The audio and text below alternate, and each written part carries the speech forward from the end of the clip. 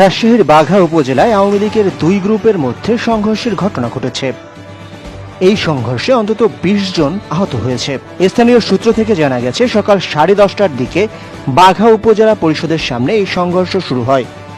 সংঘর্ষের সময় বেশ কয়েকটি ককটেল বিস্ফোরণের ঘটনাও ঘটে। উভয় পক্ষই লাঠি নিয়ে একে অপরের সঙ্গে সংঘর্ষে জড়িয়ে পড়ে। আহতদের মধ্যে দুজনকে আশঙ্কাজনক অবস্থায় রাজশাহী মেডিকেল কলেজ হাসপাতালে ভর্তি করা হয়েছে। অন্যদের বাঘা উপজেলা কমপ্লেক্সে চিকিৎসা দেওয়া হচ্ছে। সংঘর্ষের মূল কারণ হিসাবে বাঘা পৌরসভার মেয়র আক্কাস আলীর বিরুদ্ধে দুর্নীতি ও স্বজনপ্রীতির অভিযোগ, একই সাথে সাব রেজিস্ট্রার অফিসে দলিল লেখক সমিতির নামে জমি ক্রেতাদের কাছ থেকে জোরপূর্বক অতিরিক্ত অর্থ আদায়ের প্রতিবাদ করা হয়েছে বলে জানা গেছে।